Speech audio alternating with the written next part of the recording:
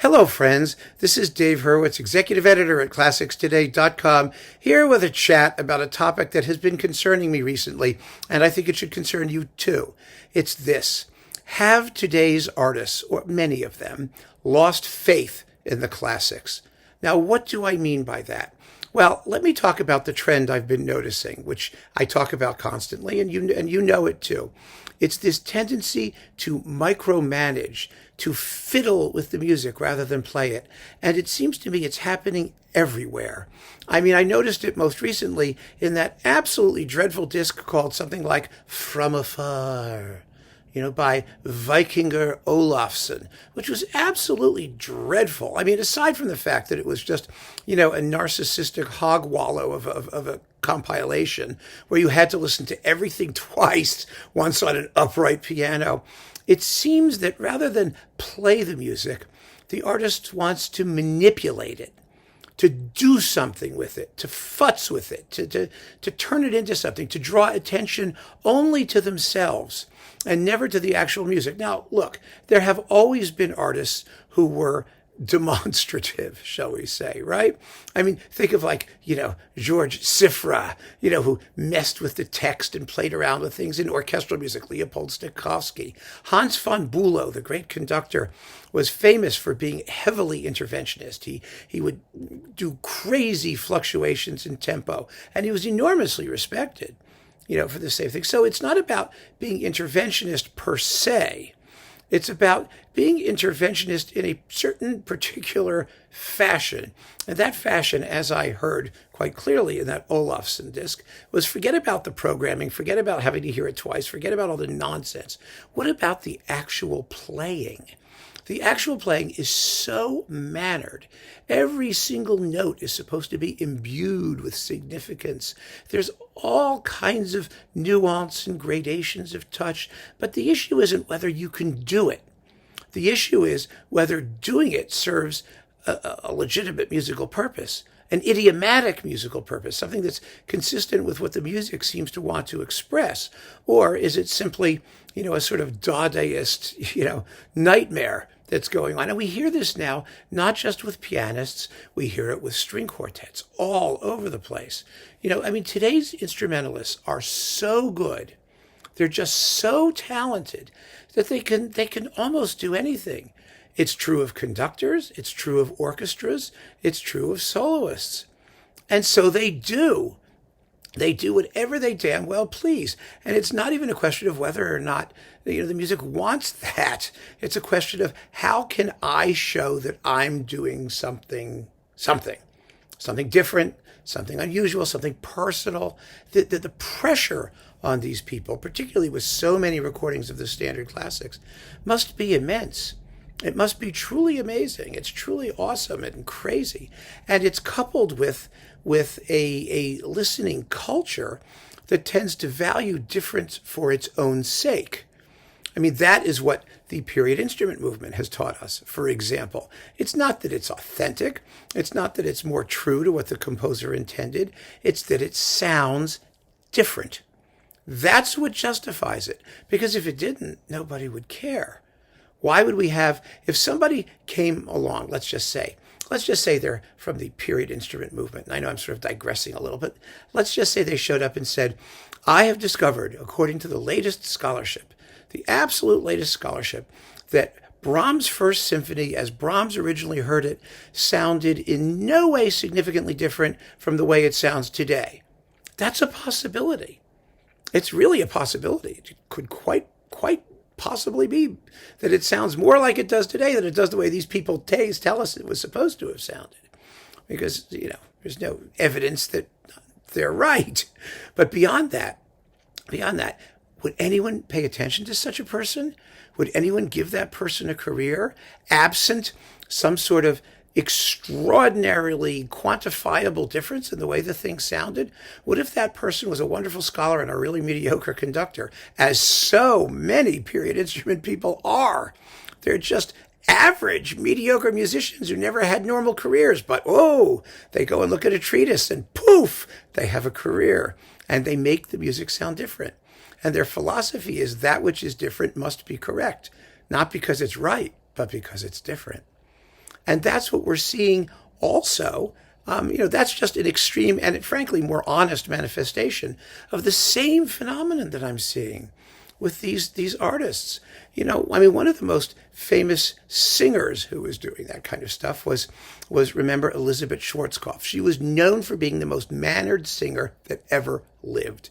She fiddled with every phrase. She micromanaged every note. Sometimes it was wonderful, because she was still trained in the classical way. That is, to produce a long legato, to sing, to phrase, to do all of that stuff, to do the stuff that she did within the context of an overall idiomatic conception of vocal production and musical syntax. And the music that she sang was the music that she grew up in that tradition.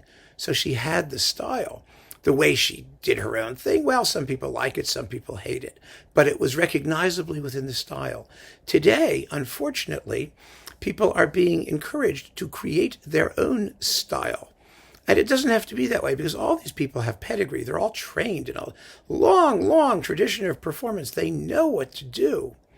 If you listen to contemporary string quartets deliberately destroying their tone to play Haydn and Beethoven, as it may have sounded in Haydn and Beethoven's day, there's nothing there that is consistent with an idiomatic approach to the music. And a lot of these schools of playing and schools of interpretation go all the way back to the composer. Not that things haven't changed a little, but basically, the musical fundamentals remain unchanged. And now we see it with conductors and orchestras. I did a whole video on that topic. It was called Conductors Behaving Badly. You may remember it. And it's about micromanagers. It's about Claudio Abbado and Manfred Honeck and some of these other people who, on any given day, will take the music and just make a meal of it. They'll stop, they'll start, they'll futz, they'll tinker, they'll play. You can't hear a single natural-sounding, unbroken phrase in some of their performances. And orchestras can do it too, because the orchestras are so fabulous. They're so talented. These players are so gifted, and they've played this music a million times. Maybe they're bored, but they have to do something different. And that difference, for its own sake, can never be good. It can't be, because what they're doing is the opposite of what they've been taught to do, which is normally how to play the music correctly, or at least idiomatically. And I don't like to be somebody who comes up and oppose progress, but there's progress in a technical sense, and progress in an interpretive sense is a myth. It's just a myth, because interpretations are always personal to the performers. And so there are great performances and bad performances. There are no progressive performances and regressive performances. They're either wonderful or they suck. And that's all there is to it. And there are wonderful versions of all types and sucky versions of all types. But I really, really have been asking myself, because hearing it done by flutists and pianists and violinists, Anna Sophie Mutter, my goodness, or that Patricia Kopachinskaya or Klapaplinskaya, whatever her name is. The horrible, awful things they do to these beautiful, beautiful works to try and make them sound personal.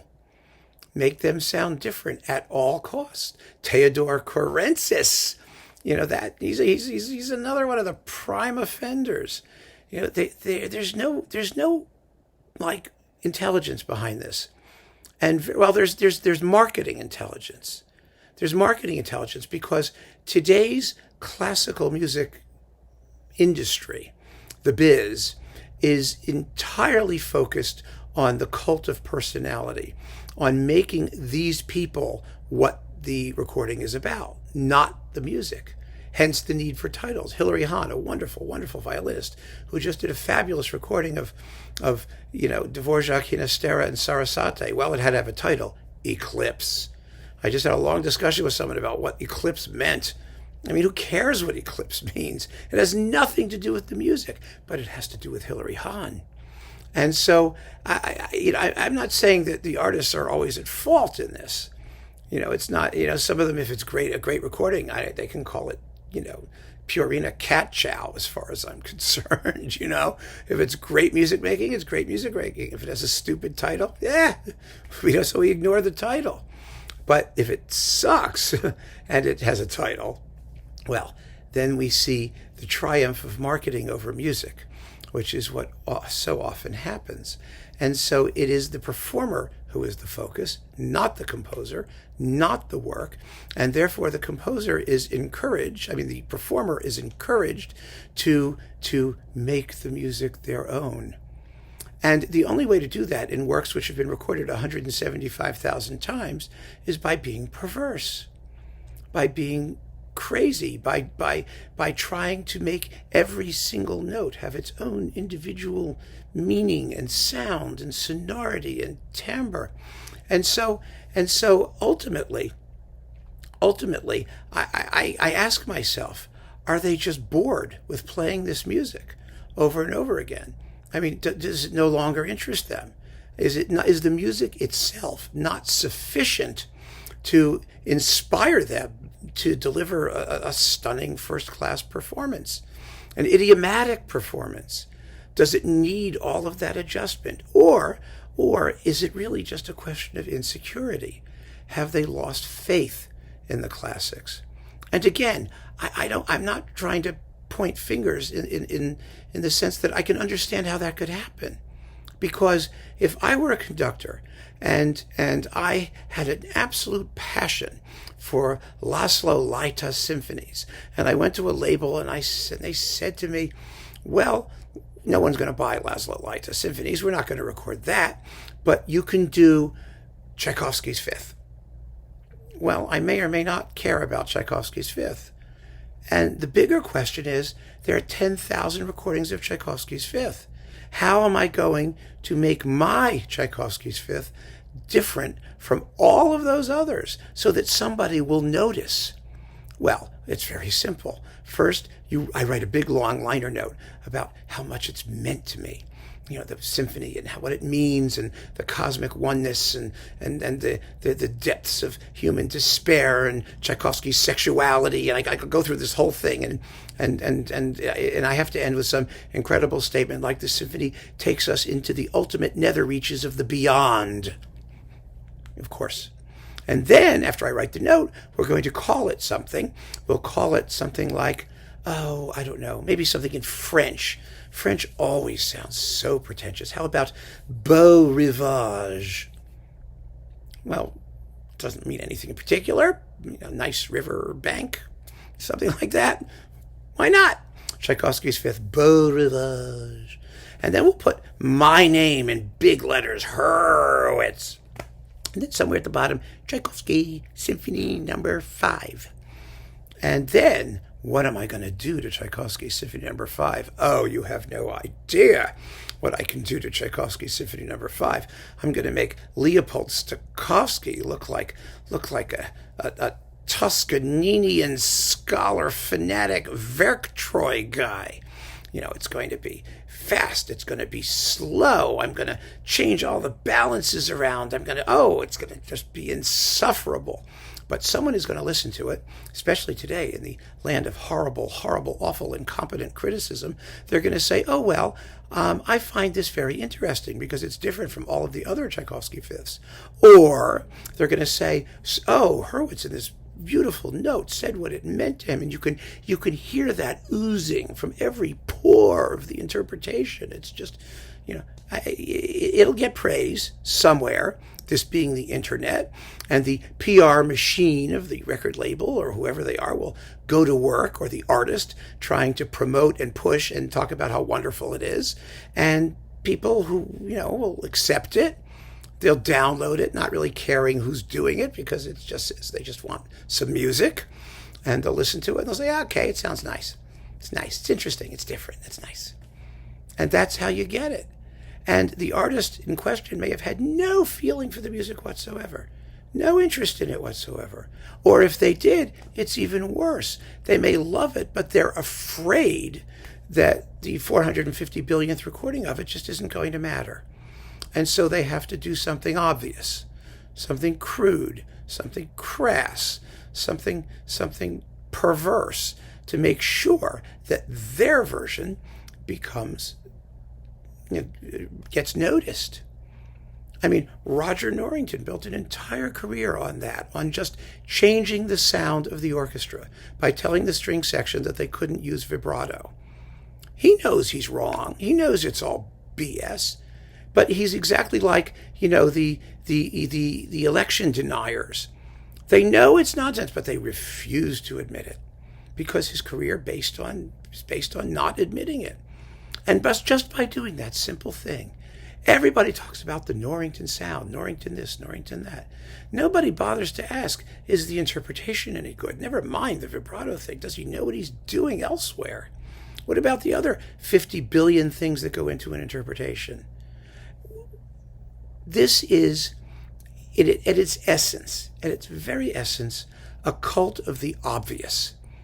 It's doing something obviously, grotesquely, obviously audible, because the artists do not believe in their hearts in a great performance, in their ability to deliver a great performance, in the power of the music to speak eloquently without having to be screwed with to the point of disfigurement.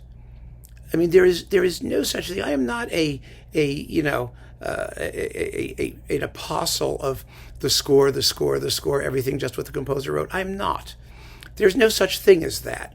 Any performance interprets, and interprets in 100 million ways, some of which the composer might never have imagined. That's not the issue.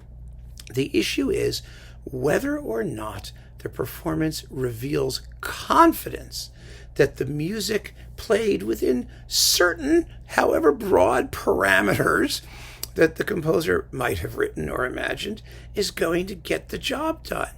And that the job of the interpreter is not to reimagine the thing. It's to present it as faithfully and powerfully and expressively as they can, with whatever they have to bring to the table up to a point. Now, we all have our different lines that, we don't want people to cross. Some people are happy with more interventionist versions than others. With me, it depends on the work. It depends on how much conviction I hear in the interpretation. Some of Stokowski's are the most weird things out there, but he does it with 100% conviction. I'm sold. I'm willing to be sold.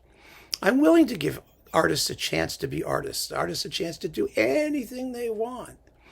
But remember, those comparisons are out there. There are those other 30 billion versions of the same work, and we can hear them, and we can determine whether these people know what they're doing or whether they don't. That's why I think, frankly, criticism has a value, at least informed criticism that knows how those other versions sound. That's why I think it's important to have standards. But that's why I'm so alarmed at this combination of insecurity and lack of faith in the music itself. I think it's a crisis. I think it's a real crisis because there's just too much music out there. Too many people doing the same stuff, trying to distinguish themselves from the mob. And it's an impossible task. It really is. And the saddest thing about it is there could be unbelievably great artists out there doing this stuff and we would never know who they were.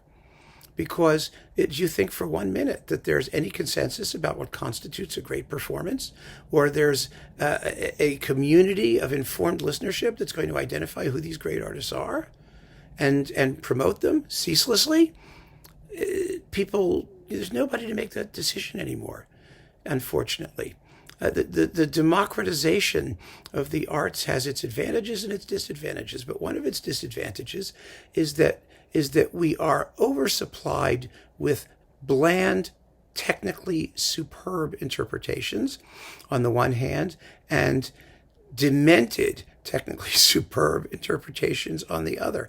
And neither is ideal. And it all just goes to show, to summarize, that greatness is rare. Greatness in performance is rare. Greatness in composition is not so rare, because greatness in composition, we've already gone through a winnowing process, and we have, the best of the best. That's what has become the classics. And I accept that. There's a lot of stuff that I think should be added to that, but that's a question of how much time people have. I mean, we can determine, I think, fairly easily, that things that are neglected are either just nice or they have the potential to really be part of that fabulous pantheon. I don't think we have much difficulty doing that at all. But finding a great performance with so much stuff going on, that's hard. That takes an unlimited amount of time and patience. And the number of artists who are confident in themselves and confident in the music such that they can simply devote their whole attention to turning in the most magnificent possible performance, and they have it within them to do that. Not so many. Not so many at all. So the rest of it is going to be a little bit desultory, I think, unfortunately. But that's the way it is, and that's why we need to keep on listening. So let's just do that and take our joy in what we know to be the great performances of great music and have a good laugh at everyone else's expense. Take care, folks. Thank you for joining me.